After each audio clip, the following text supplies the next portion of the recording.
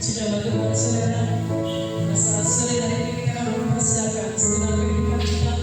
Kita akan datang kepada Tuhan dengan segala kerendahan hati kita. Kita akan awali ibadah kita pada saat sore hari ini dengan satu pujian. Terima kasih Tuhan. Saya undang semua untuk bangkit berdiri. Kita akan mempersiapkan segenap kehidupan kita. Puji Tuhan.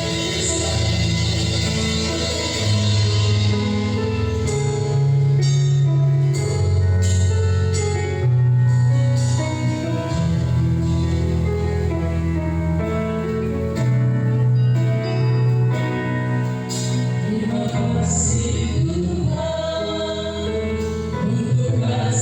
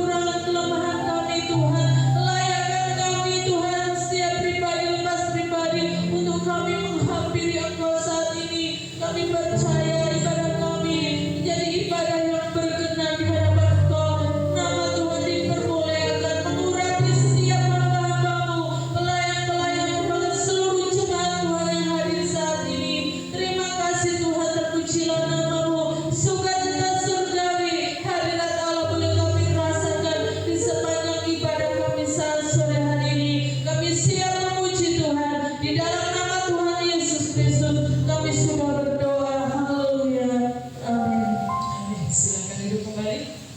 Puji nama Tuhan, saudara, pada saat sore hari ini Allah masih memberikan kesempatan kepada kita untuk kita beribadah kepada Tuhan, untuk kita memuji dan membesarkan nama Tuhan. Karena di dalam setiap pujian ada berkat tersendiri. Kita akan awali dengan satu pujian, betapa baiknya Engkau Tuhan. Terima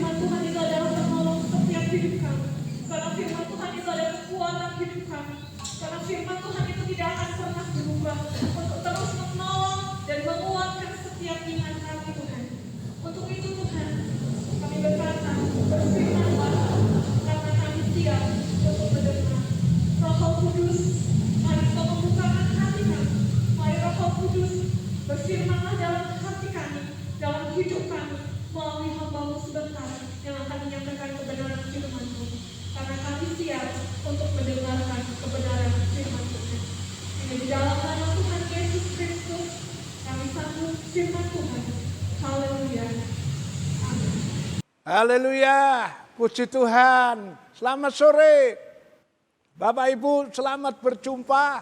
Salam sejahtera dalam kasih Tuhan Yesus Kristus. Luar biasa, semua sudah diberkati Tuhan. Amin. Mari sekarang kita siapkan hati untuk diberkati lagi melalui kebenaran firman Tuhan. Firman Tuhan sore ini berbicara tentang orang benar akan hidup oleh iman. Temanya apa Bapak Ibu? Coba sekali lagi. Ya betul, orang benar akan hidup oleh iman. Mari kita akan koreksi selidik dalam firman Tuhan. Tentang bagaimana itu orang yang hidup oleh iman. Dan apa buktinya kalau saudara dan saya hidup oleh iman. Sebelumnya mari kita lihat dulu ayat dasar dari tema orang benar akan hidup oleh iman. Itu ayat dasarnya adalah Roma 1 ayat 17 bagian akhir. Roma 1 ayat 17 bagian akhir. Sebab di dalamnya nyata kebenaran Allah yang bertolak dari iman dan memimpin kepada iman seperti ada tertulis. Tertulis apa? Orang benar akan hidup oleh iman. Sekali lagi, orang benar akan hidup oleh iman. Inilah yang akan kita bicarakan sore ini. Orang benar akan hidup oleh iman. Mari kita akan lihat dulu apa arti hidup oleh iman. Artinya apa? Orang yang hidup oleh iman itu bagaimana?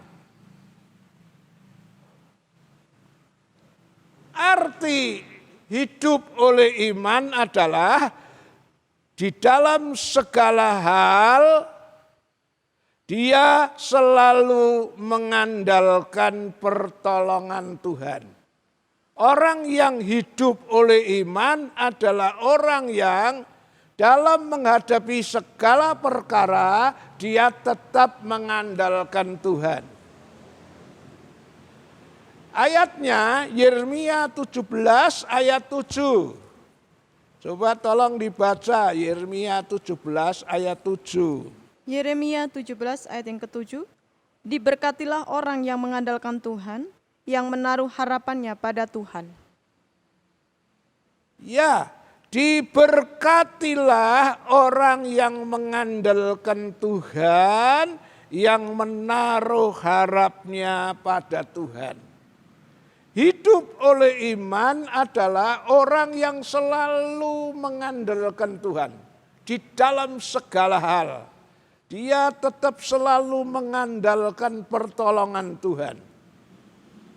Walaupun logikanya secara manusia paling gampang itu ya ngandalkan manusia. Kenapa? Tuhan itu tidak kelihatan. Kalau manusia kan kelihatan, bisa dijak rembuk, jek rasan. Misalnya saya pas butuh duit, ya paling enak, paling gampang itu datang sama manusia, koncone, familine, sedulure, jek rembuk. Aku iki butuh duit, iso nyilih apa njaluk. Ini paling gampang ini kalau minta pertolongan manusia. Wong manusia kelihatan, Tuhan itu tidak kelihatan kok. Kita berdoa ya tidak selamanya langsung dapat jawaban. Kadang-kadang butuhkan waktu cukup lama. Jadi kalau logikanya secara manusia paling enak itu ya ngadepi masalah ya cerita sama sesama itu. Tapi Alkitab mengatakan orang yang hidup oleh iman adalah orang yang selalu mengandalkan Tuhan. Justru ketika kita mulai mengandalkan pertolongan manusia, apa yang dikatakan Yeremia 17 ayat 5? Coba tolong dibaca. Yeremia 17 ayat yang kelima. Beginilah firman Tuhan, terkutuklah orang yang mengandalkan manusia, yang mengandalkan kekuatannya sendiri, dan yang hatinya menjauh daripada Tuhan. Ya, Yeremia 17 ayat 5 mengatakan terkutuklah orang yang mengandalkan manusia. Amit-amit. Jangan sampai kita hidup di bawah garis kutuk. Alkitab mengatakan terkutuklah orang yang mengandalkan manusia. Kenapa yang mengandalkan manusia itu terkutuk? Karena biasanya orang yang mengandalkan manusia itu otomatis hatinya mulai menjauh dari Tuhan. Coba misalnya seseorang punya famili atau keluarga yang kaya. Lah, ketika dia ngalami kekurangan apa selalu sambat sama familinya, saudaranya ditolong. Nanti ada masalah lagi, datang lagi ditolong. Ada perkara ditolong lagi. Lama-lama orang ini lalu kayaknya itu mulai mengandalkan langganan deh. Ono masalah, nek sembayang ki kesuwen. Minta dari Tuhan tuh kesuwen. Is paling praktis itu ya datang sama saudara. Jadi kalau hanya kebutuhan 50.000, 100.000 aja kok sulit-sulit amat berdoa bareng. Oh, minta saja sama keluarga dikasih kok. Nah, hal-hal inilah yang secara tidak langsung mengajar dia untuk tidak mengandalkan Tuhan dan hatinya mulai menjauh dari Tuhan. Wong perkara dicek ketahui kok doa barang. Masa rasa doa-doanan njaluk karo sedulur dikei kok. Lah inilah secara tidak langsung membawa kita hatinya menjauh dari Tuhan. Ora gelem dalam pergumulan ndak mau berdoa. Wis teko karo sedulur. Tapi hati-hati loh. Sedulur ki menungso. Sekali, 2 kali, 3 kali ditolong. Kalau buat langganan, hati-hati. Di Amsal dikatakan jangan sering kali datang ke rumah saudaramu pada waktu engkau malang. Karena akhirnya dia akan membenci saudara. Tapi ketika kita selalu minta pertolongan Tuhan, dengan segala senang hati Tuhan akan memberikan pertolongan. Mari kita lihat contoh tentang orang yang mengandalkan manusia itu hidup di bawah kutuk. Tuhan marah, Tuhan tidak senang. Mari kita lihat 2 Tawarikh 16. Kita baca ayat 1 sampai 4. Lalu ayat 7 sampai 13. 2 Tawarikh 16 ayat 1 sampai 4. Perjanjian Asa dengan Aram. Pada tahun ke-36 pemerintahan Asa, majulah Baesa, raja Israel, hendak berperang melawan Yehuda. Ia memperkuat Rama dengan maksud mencegah lalu lintas kepada Asa, raja Yehuda. Lalu Asa mengeluarkan emas dan perak dari perbendaharaan rumah Tuhan dan dari perbendaharaan rumah raja dan mengirimnya kepada Ben-Hadad, raja Aram yang diam di Damsyik dengan pesan. Ada perjanjian antara aku dan engkau, antara ayahku dan ayahmu. Ini kukirim emas dan perak kepadamu. Marilah, batalkanlah perjanjianmu dengan Baesa, raja Israel, supaya ia undur daripadaku. Lalu Ben-Hadad mendengarkan permintaan Raja Asa. Ia menyuruh panglima-panglimanya menyerang kota-kota Israel, dan mereka memukul kalah Iyon dan Amel-Maim dan segala tempat perbekalan kota-kota di Naftali. Ya, Raja Asa ini diceritakan dalam pemerintahan tahun ke-36 pemerintahan Asa, ini diserang oleh Beasa. Beasa itu siapa? Beasa itu raja dari suku Israel. Jadi waktu itu kerajaan Israel kan sudah pecah jadi dua. Kerajaan Yehuda, lalu kerajaan Israel. Nah, yang Yehuda diperintah oleh Asa, sementara kerajaan dari suku Israel diperintah oleh Beasa. Satu waktu Beasa ini menyerang Raja Yehuda, yaitu Asa. Ya. Nah, pada saat dia mengalami diserang oleh Raja Beasa dari Israel, dia mulai minta bantuan dari raja yang namanya di sini adalah Raja Aram yang namanya Ben-Hadad. Iya. Lah kalau minta tolong sama Raja Aram ini bukan gratis, saudara. Dia harus mengeluarkan emas, perak. Dan yang sangat tragis disesalkan adalah mengeluarkan emas, perak dari perbendaharaan rumah Tuhan. Ya, dan juga ditambah lagi dengan perbendaharaan rumah raja atau dari kerajaan. Istilahnya kayak nyewa gitu, minta bantuan dengan nyewa gitu. Nah, Raja Ben-Hadad kesenengan, mau aja orang dikasih duit banyak, emas banyak, mau dia membantu sehingga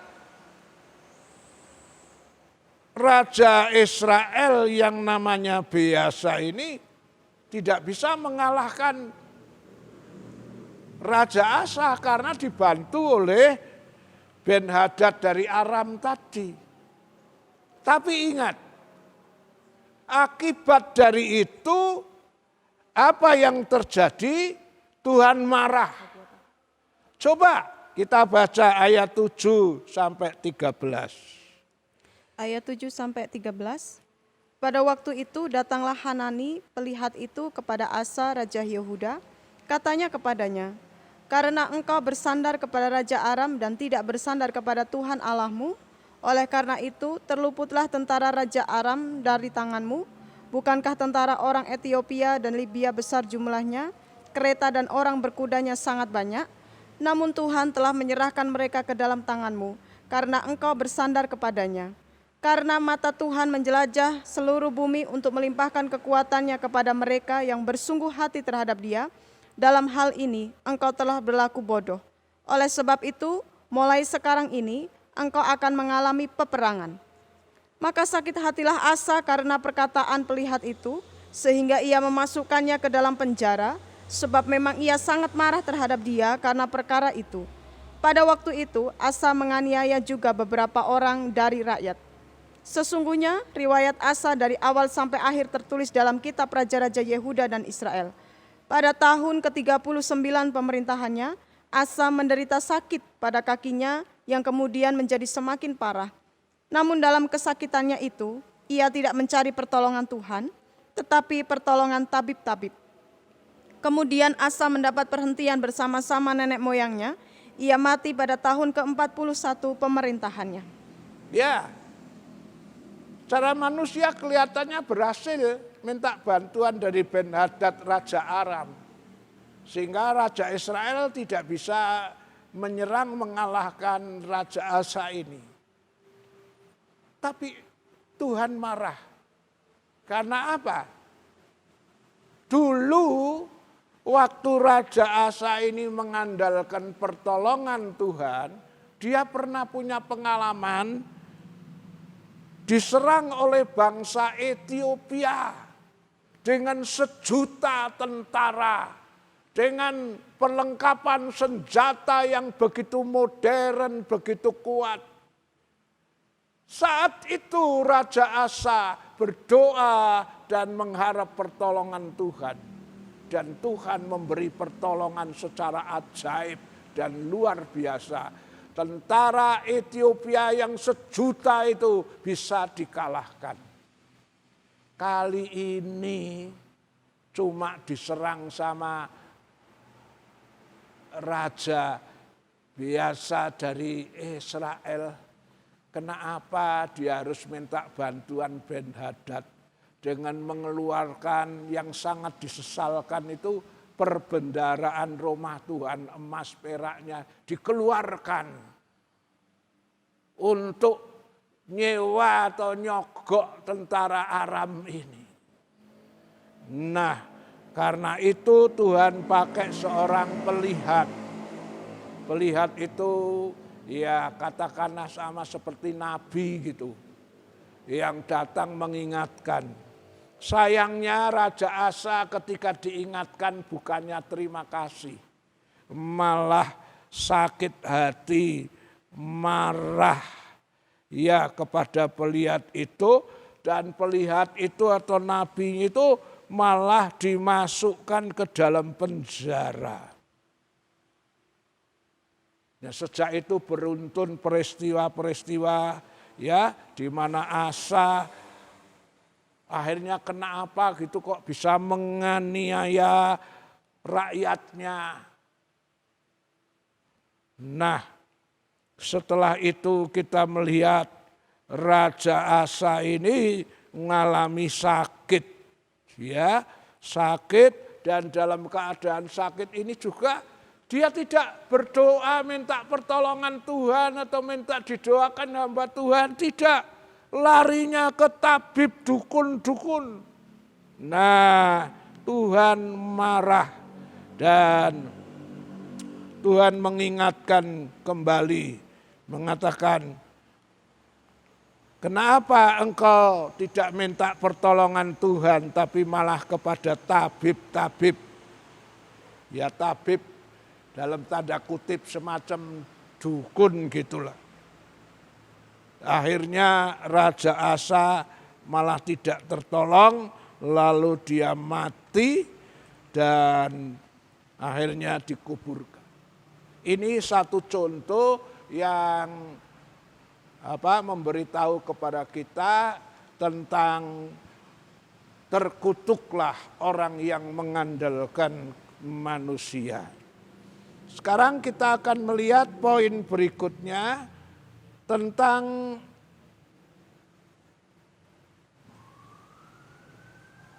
apa sih buktinya? Bukti-bukti dari orang yang hidup oleh iman. Ya, apa buktinya kalau saudara dan saya menjadi orang yang hidup oleh iman? Bukti yang pertama adalah tidak bersungut-sungut walaupun ngalami cobaan berat. Apa buktinya? Tidak bersungut-sungut walaupun ngalami cobaan berat. Yakobus 1:12. Yakobus 1 ayat 12. Berbahagialah orang yang bertahan dalam pencobaan, sebab apabila ia sudah tahan uji, ia akan menerima mahkota kehidupan yang dijanjikan Allah kepada barang siapa yang mengasihi Dia. Berbahagialah ya orang yang bertahan, sabar menanggung pencobaan. Ketika dia mengalami cobaan, dia happy-happy saja. Merasa bahagia. Karena apa? Karena dia tahu pencobaan yang diizinkan seizin dari Tuhan. Itu pasti Tuhan punya maksud yang baik. Jadi orang yang hidup oleh iman itu bukti pertama adalah tidak bersungut-sungut ketika mengalami pencobaan. Ya, Ayub dengan istrinya itu beda jauh rohaninya. Ayub ketika dicobai, dia enggak bersungut-sungut, dia tetap bilang segala puji bagi Tuhan. Ini Ayub menunjukkan orang yang hidup oleh iman. Karena dia tahu orang yang hidup oleh iman itu walaupun mengalami cobaan berat, sesuatu yang seizin dari Tuhan pasti punya maksud yang baik. Beda dengan istrinya. Coba kita lihat tentang istri Ayub itu. Ayub 2 ayat 8 sampai 10. Ayub 2 ayat 8 sampai 10. Lalu Ayub mengambil sekeping beling untuk menggaruk-garuk badannya sambil duduk di tengah-tengah abu. Maka berkatalah istrinya kepadanya, "Masih bertekunkah engkau dalam kesalehanmu? Kutukilah Allahmu dan matilah." Tetapi jawab Ayub kepadanya, "Engkau berbicara seperti perempuan gila. Apakah kita mau menerima yang baik dari Allah, tetapi tidak mau menerima yang buruk?" Dalam kesemuanya itu, Ayub tidak berbuat dosa kepada bibirnya. Ya, waktu mengalami cobaan berat, Ayub selalu mengatakan segala puji bagi Tuhan. Beda dengan istrinya.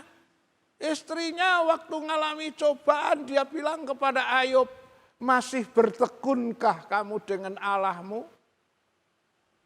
Apa kowe setia jadi orang Kristen? Jadi orang Kristen kok ngalami masalah terus? Lebih baik murtad, tinggalkan Tuhan, kutuki Tuhan, lalu mati, puas, beres." Tapi Ayub seorang yang hidup oleh iman. Dia bilang, "Kamu itu kayak perempuan gila. Kita sudah terima yang baik dari Tuhan. Banyak kebaikan-kebaikan yang kita terima. Terutama kebaikan Tuhan adalah kebaikan yang sudah dibuktikan di atas kayu salib. Yang menyelamatkan kita, yang mengampuni dosa kita. Itulah kebaikan Tuhan yang luar biasa." Ayo bilang kita sudah menerima yang baik, kenapa tidak mau menerima yang buruk? Ayub tidak pernah bersungut-sungut. Ini membuktikan bahwa Ayub itu menggambarkan orang yang hidup oleh iman. Yang kedua, bukti dari orang yang hidup oleh iman adalah tidak takut walaupun menghadapi badai yang besar. Kita baca Markus 4, 37 sampai 40. Markus 4, 37 sampai 40. Lalu mengamuklah taufan yang sangat dahsyat dan ombak menyembur masuk ke dalam perahu sehingga perahu itu mulai penuh dengan air. Pada waktu itu Yesus sedang tidur di buritan di sebuah tilam. Maka murid-muridnya membangunkan dia dan berkata kepadanya, "Guru, engkau tidak peduli kalau kita binasa?" Ia pun bangun, menghardik angin itu dan berkata kepada danau itu, "Diam, tenanglah." Lalu angin itu reda dan danau itu menjadi teduh sekali. Lalu ia berkata kepada mereka, "Mengapa kamu begitu takut? Mengapa kamu tidak percaya?" Mengapa kamu begitu takut? Mengapa kamu tidak percaya? Orang yang hidup oleh iman tidak takut ketika menghadapi badai kehidupan ini. Satu waktu Yesus dan murid-muridnya berlayar. Sama-sama satu perahu. Tapi Yesus adalah gambaran dari orang yang hidup oleh iman. Sama-sama ditimpa angin ribut yang besar, kapalnya hampir tenggelam. Apakah Yesus panik? Apakah Yesus jerit-jerit? Yesus tenang malah tidur. Sementara murid-muridnya panik, jerat-jerit. Dan akhirnya saking gak kuatnya muridnya membangunkan Yesus. Cara membangunkan saja lihat nadanya itu kayak marah-marah. "Tuhan, apakah engkau tidak peduli kami binasa?" Akhirnya Yesus bangun dan Yesus menghardik angin ombak itu, "Diam, tenanglah." Lalu angin reda. Danau menjadi teduh. Dan saat itu Yesus mengatakan, "Mengapa kamu begitu takut? Mengapa kamu tidak percaya? Orang yang hidup oleh iman, dia tidak akan gampang menjadi takut ketika ada badai. Apakah itu badai ekonomi, badai permasalahan. Termasuk dalam badai COVID. Kalau orang yang nggak punya iman, ketika ada badai COVID mereka seperti kehilangan pegangan, menjadi takut. Apalagi kalau dengar yang sekarang ini mulai varian ini COVID yang ketiga ini dari Kolombia, varianmu itu. Wah, ini memang belum masuk di Indonesia. Tapi orang yang tidak hidup oleh iman begitu dengar mereka menjadi takut. Tapi orang yang mempunyai iman kepada Tuhan, tidak seharusnya dia takut. Artinya ya memang tidak boleh sembrono. Ya, kita harus tetap jaga protokol kesehatan. Selebihnya kita nggak perlu takut, karena takut terlalu itu membuat imun tubuh kita nurun dan gampang sekali diserang oleh penyakit. Orang yang hidup oleh iman tidak takut menghadapi badai apapun. Yang ketiga, bukti dari orang yang hidup oleh iman tidak khawatir dalam menghadapi masa-masa sulit. Filipi 4 ayat 6. Filipi 4 ayat yang ke-6. Janganlah hendaknya kamu khawatir tentang apapun juga, tetapi nyatakanlah dalam segala hal keinginanmu kepada Allah dalam doa dan permohonan dengan ucapan syukur. Ya, janganlah hendaknya kamu khawatir. Ya, jangan khawatir tentang apapun juga. Tentang apa yang harus dimakan, apa yang harus dipakai. Jangan kamu khawatir. Tapi nyatakanlah dalam segala hal keinginanmu. Kalau kau butuh ini, kau butuh ini. Memang di dunia ini kita masih membutuhkan sarana-sarana. Ya, kalau kau merasa ada keperluan apa-apa, nyatakan itulah di dalam doa keinginanmu kepada Allah, dalam doa permohonan. Jadi orang yang hidup oleh iman tidak khawatir dalam menghadapi masa-masa sulit. Memang Alkitab sudah mengatakan hari-hari terakhir akan datang masa yang sukar. Coba kita baca itu. Ayatnya 2 Timotius 3 ayat 1. 2 Timotius 3 ayat 1. Ketahuilah bahwa pada hari-hari terakhir akan datang masa yang sukar. Ya, hari-hari terakhir itu akhir zaman akan datang masa yang sukar. Nyanyian bahasa Jawa yang sering kita nyanyikan kan? Apa itu?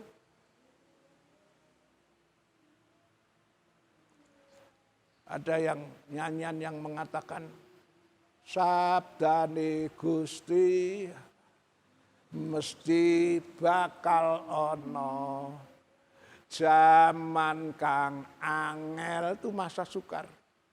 Bulan urip rekoso. Akibatnya apa?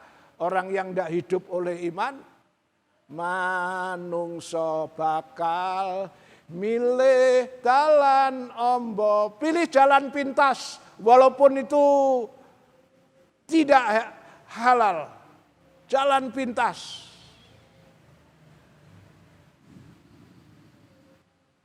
Alkitab sudah mengatakan akan datang masa yang sukar. Hari-hari ini kita berada dalam masa yang sukar. Akibat dari COVID, perekonomian lumpuh semuanya, kayak start tidak jalan. Dan banyak pengusaha-pengusaha bangkrut. Tapi orang yang hidup oleh iman, ya tidak khawatir, tidak perlu takut.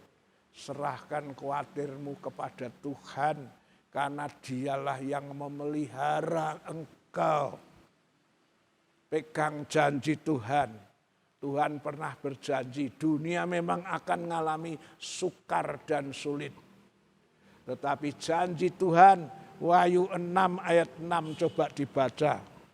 Wahyu 6 ayat yang ke-6.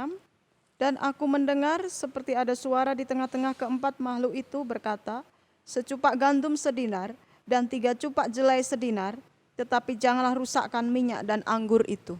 Ya, ini akan terjadi di akhir zaman. Sekarang belum sampai di situ. Tapi nanti akan terjadi masa yang sangat sulit. Secupak gandum sedinar. Secupak itu saya baca dalam kamus itu sama dengan 1 liter. Lah nek 1 liter kalau di sini umpamanya beras gitulah. 1 liter beras kok 1 dinar itu 1 krus yang mahal. 1 dinar itu upah pekerja buruh di ladang 1 hari. Lah nek krusnya sekarang 1 hari upah buruh itu rata-rata misalnya 50.000. Masa buruh kerja di ladang 50.000 cuma dapat beras 1 liter. Bukan 1 kilo loh. Kalau 1 liter itu 9 ons. Ini 1 krus yang sangat mahal. Bagaimana kalau yang punya anak 3 atau 4? Mereka hanya kerja buruh lalu mendapatkan 1 liter. Ini gambaran yang bakal terjadi di akhir zaman. Sekarang sih krusnya belum sampai di situ, walaupun sesulit-sulitnya sekarang masih enak. Orang kerja 1 hari dapat 50.000. Beras katakanlah 10.000 boleh sehingga bisa dapat 5 kilo. Nanti akhir zaman akan terjadi kerja 1 hari cuma 1 liter beras. Tapi orang yang hidup oleh iman tidak perlu khawatir. Karena Tuhan janji apa? Tuhan janji, tetapi jangan rusakkan minyak dan anggur. Minyak dan anggur tidak boleh diganggu, tidak boleh dirusak. Ia ada di dalam proteks, perlindungan dan pemeliharaan Allah. Minyak dan anggur itu gambaran dari orang yang sudah ditebus. Anggur itu bicara darah yang menebus kita. Minyak itu gambaran orang yang diurapi oleh Roh Kudus. Ketika kekristenanmu serius baik Tuhan, engkau hidup oleh iman, mengandalkan Tuhan, enggak usah takut. Karena Tuhan dapat memelihara kita dengan cara-cara yang ajaib. Yang keempat, bukti dari orang yang hidup oleh iman. Yang keempat adalah selalu mengucap syukur walaupun dalam menghadapi tidak ada pemasukan atau penghasilan. Ya, selalu mengucap syukur dalam menghadapi walaupun tidak ada pemasukan atau penghasilan. Habakuk 3 17 sampai 19. Habakuk 3 ayat 17 sampai 19. Sekalipun pohon ara tidak berbunga, pohon anggur tidak berbuah, hasil pohon zaitun mengecewakan, sekalipun ladang-ladang tidak menghasilkan bahan makanan, kambing domba terhalau dari kurungan, dan tidak ada lembu sapi dalam kandang, namun aku akan bersorak-sorak di dalam Tuhan, beria-ria di dalam Allah yang menyelamatkan aku. Allah Tuhanku itu kekuatanku. Ia membuat kakiku seperti kaki rusa, ia membiarkan aku berjejak di bukit batuku. Ya, sekalipun pohon ara tidak berbunga. Ini yang disebut di sini adalah tanaman-tanaman andalan bagi orang Israel. Ara tidak berbunga, jangankan berbuah. Berbunga saja tidak. Pohon anggur tidak berbuah, anggurnya juga tidak mengeluarkan buah. Terus apalagi? Pohon zaitun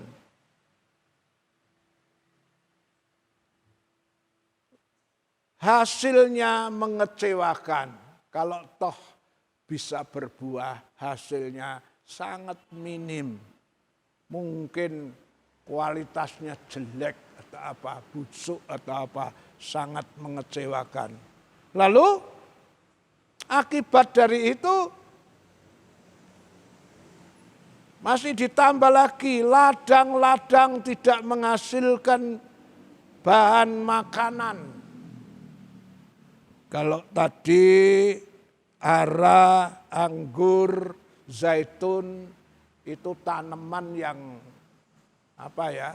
musiman gitulah buahnya. Itu semua enggak berhasil. Lalu sekarang tanaman yang menghasilkan makanan, misalnya jagung, ketela, itu pun tidak bisa menghasilkan. Akibatnya apa? Kambing domba terhalau dari kurungan. Kambing domba, lembu, sapinya terpaksa dijual, ditukar bahan makanan. Jadi zaman Habakuk di sini dia mengalami masa-masa sulit juga.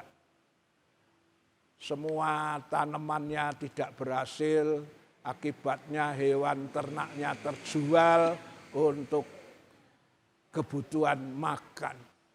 Tetapi Habakuk mengatakan, sekalipun itu terjadi, aku akan tetap beria-ria. Tidak bersungut-sungut, selalu mengucap syukur. Inilah bukti dari orang yang hidup oleh iman. Saya punya pengalaman pribadi juga, saudara. Seperti yang tertulis di ini. Ya, dalam masa COVID ini yang sudah hampir 2 tahun ini. COVID pertama yang sering terkenal dengan lockdown, lalu semua ditutup, ibadah pun gereja ditutup, sampai berapa bulan itu. Kita sama tahu bahwa GBDI tidak ada gaji, hidup melalui pelayanan dalam ibadah. Kalau ibadah gereja ditutup, tidak ada ibadah. Hamba Tuhan yang murni full time sepertinya tidak ada penghasilan. Tapi kalau Allah bisa memelihara Elia di sungai Krit dengan burung gagak mengirim roti dan daging, itu pun terjadi. Ya, saat lockdown terus semua ditutup, tidak ada ibadah. Mungkin kebaktian pertama atau kedua itu yang ditutup kira-kira 1 tahun lebih yang lalu. Tahu-tahu ada orang dari Temanggung yang saya hanya cuma kenal gitu aja lah, karena dia punya bengkel besar.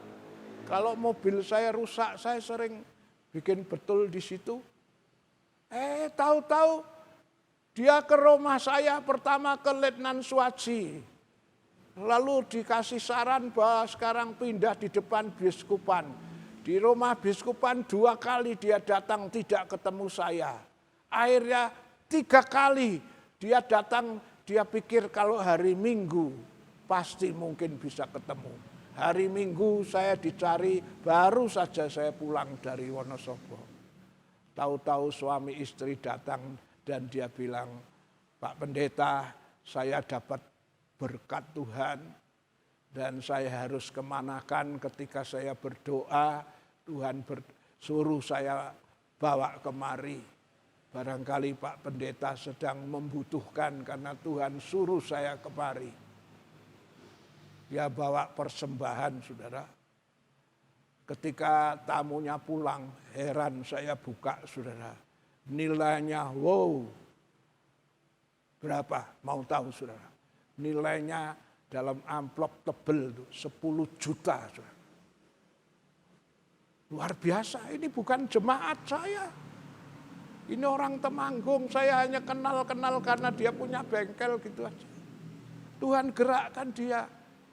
Tidak tahu kok hampir mungkin 3 bulan apa-apa enggak ada kebaktian. Jadi rupanya Tuhan sudah ngomong ini loh, untuk sangu kamu enggak ada kebaktian, kamu tak pelihara. Tuhan kasih. Elia dulu pakai burung gagak, Tuhan pakai orang yang saya hanya kenal sepintas. Nah, yang belakangan ini yang dengan terkenal dengan apa PPKM, itu kan 2 bulan juga enggak ada kebaktian. Tuhan yang sama memelihara saya. Ada salah satu jemaat dari Teraci ini yang luar biasa. Dia hanya pekerjaannya jual jasa, menjadi perantara untuk membawa sesuatu barang. Istilah kasarnya mungkin makelaran gitu. Tahu-tahu malam hari suami istri ke rumah saya. Dan dia membawa satu persembahan, ini saya barusan dapat keuntungan. Ini perpuluhannya ini milik Tuhan. Kalau dilihat orangnya kelihatannya seperti nggak percaya. Setelah saya buka nilainya berapa saudara? Wow, sama dengan yang dari Temanggung tempo hari itu. 10 juta. Seolah-olah Tuhan ini loh sangu uripmu selama tidak ada kebaktian. Tuhan bisa memelihara Elia di Sungai Kerit. Tuhan bisa memelihara hamba Tuhan sekarang. Kalau kita mau hidup oleh iman. Ya, selalu mengucap syukur walaupun tidak ada pemasukan. Seperti halnya Nabi Habakuk tadi. Yang terakhir, hidup oleh iman ditandai dengan tetap yakin, sama sekali tidak bimbang terhadap janji Tuhan. Walaupun yang dijanjikan oleh Tuhan itu kelihatannya mustahil. Roma 4, 18-22. Roma 4 ayat 18-22. Sebab sekalipun tidak ada dasar untuk berharap, namun Abraham berharap juga dan percaya bahwa ia akan menjadi bapa banyak bangsa menurut yang telah difirmankan. Demikianlah banyaknya nanti keturunanmu. Imannya tidak menjadi lemah, walaupun ia mengetahui bahwa tubuhnya sudah sangat lemah, karena usianya telah kira-kira 100 tahun, dan bahwa rahim Sarah telah tertutup. Tetapi terhadap janji Allah, ia tidak bimbang, karena ketidakpercayaan, malah ia diperkuat dalam imannya, dan ia memuliakan Allah, dengan penuh keyakinan, bahwa Allah berkuasa untuk melaksanakan apa yang telah ia janjikan. Karena itu, hal ini diperhitungkan kepadanya sebagai kebenaran. Karena itu, hal ini diperhitungkan kepadanya sebagai kebenaran. Orang yang hidup oleh iman tetap yakin, sama sekali tidak bimbang terhadap janji Tuhan. Walaupun kelihatannya mustahil. Allah pernah janji sama Abraham akan memberkati dengan keturunan yang banyaknya seperti bintang di langit, seperti pasir di tepi laut. Tunggu punya tunggu. Dari sejak umur 75 Tuhan sudah ngomong itu. Sampai butuh waktu 25 tahun saudara. Abraham sampai umur 100 tahun. Secara logika manusia itu mustahil. Tapi itu terjadi. Kenapa? Karena Abraham tetap yakin ya, imannya tidak menjadi lemah. Walaupun ia mengetahui bahwa tubuhnya sudah sangat lemah. Bahasanya Mbah Marijan wis ora ruso, sudah impoten. Ya, umur sudah hampir 100 karena usianya telah kira-kira 100 tahun. Ya, dan dari segi Ibu Sarah sendiri rahimnya telah tertutup. Bahasa kerennya adalah sudah menopause. Tidak mungkin janji itu terlaksana. Tapi orang yang hidup oleh iman tetap yakin, sama sekali tidak bimbang terhadap janji Tuhan walaupun itu kelihatannya mustahil. Karena kita tahu bahwa yang berjanji itu setia, yang berjanji itu tidak mungkin berdusta, yang berjanji itu Allah yang Maha Kuasa, yang berkuasa memenuhi janjinya. Nah, pada akhirnya Abraham menerima janji Tuhan. Inilah gambaran-gambaran orang yang hidup oleh iman. Orang yang hidup oleh iman, dia tetap mengandalkan Tuhan. Tidak mau mengandalkan manusia. Dibuktikan dalam hal tidak pernah bersungut, walaupun mengalami banyak percobaan.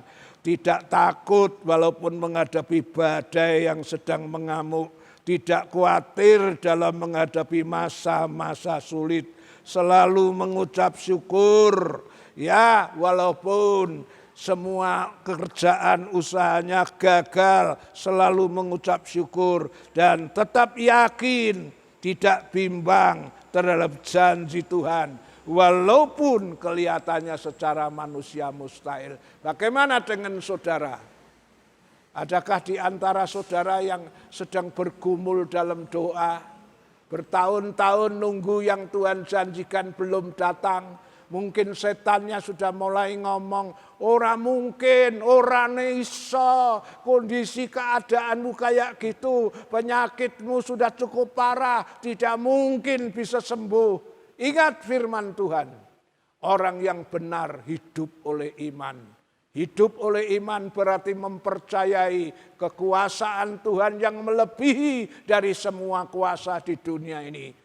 Hidup oleh iman berarti yakin bahwa Allah berkuasa menyampaikan semua janjinya walaupun itu mustahil bagi manusia.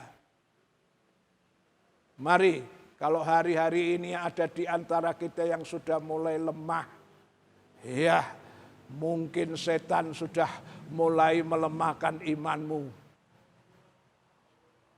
Serap, terima itu firman. Iya. Remakan dalam hidupmu, yakin bahwa Allahku luar biasa. Tidak ada yang mustahil bagi orang percaya. Kalau engkau memiliki iman sebesar biji sawi saja, oh betapa besar gunung-gunung permasalahanmu bisa dipindahkan oleh iman sebiji sawi saja.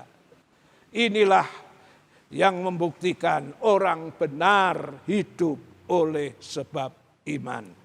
Mari kita tundukkan kepala. Tiada yang mustahil bagi Tuhan Yesus. Tiada yang mustahil bagi Dia. Semua pasti jadi oleh kuasa firman. Tiada yang mustahil bagi Dia, yang lemah dikuatkan, yang susah dihiburkan, yang sakit disembuhkan oleh kuasa firman. Semua pasti jadi oleh kuasa firman. Tiada yang mustahil bagi Dia. Tidak ada yang mustahil.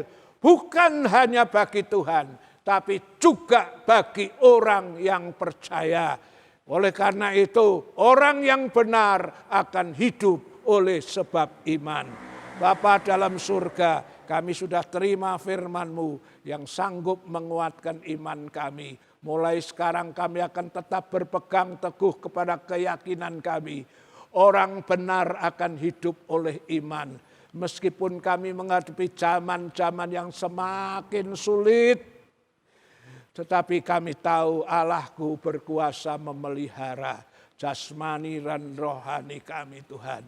Kalaupun kami dihadapkan kepada hal-hal yang secara manusia mustahil, tapi ketika kami berjalan dengan iman, ketika kami meyakini bahwa Tuhan kami tidak berubah, meyakini bahwa Allah sanggup menyampaikan janjinya, karena tidak ada yang mustahil, semua akan terjadi bagi orang percaya. Yang sakit disembuhkan, yang lemah dikuatkan, yang ada masalah Tuhan tolong. Terima kasih, terpujilah nama-Mu dalam nama Tuhan Yesus Kristus. Tidak ada pengumuman, kita bangkit berdiri. Shalom, shalom, damai Allah turun ke atasmu sekarang. Shalom, shalom, damai Allah sekarang dan selamanya. Seperti sungai mengalir, lembut gemercik. Seperti burung merpati, damai surgawi. Shalom, shalom, diberkatilah kau selalu. Berkat atas nama Bapa, Anak, Roh Kudus. Pulanglah saudara membawa berkat Tuhan. Yang sakit disembuhkan, yang lemah dikuatkan, yang ada masalah persoalan. Kau pulang dengan kemenangan dan pertolongan Tuhan. Berkatilah usaha anak-anak-Mu, tani, ternak, dagang, wira swasta. Apapun yang diusahakan tangan percaya berkati. Anak sekolah, kuliah, kasih kepintaran, kepandaian. Tuhan membuatnya menjadi berhasil. Semua biaya Kau sediakan Tuhan. Terima kasih. Persembahan anak-anak-Mu, tatangan, sukarela, perpuluhan, korban syukur, nasar, buah sulung, persembahan untuk pembangunan aula, Tuhan juga akan memberkati lipat ganda sesuai janji firman-Mu Tuhan. Terima kasih.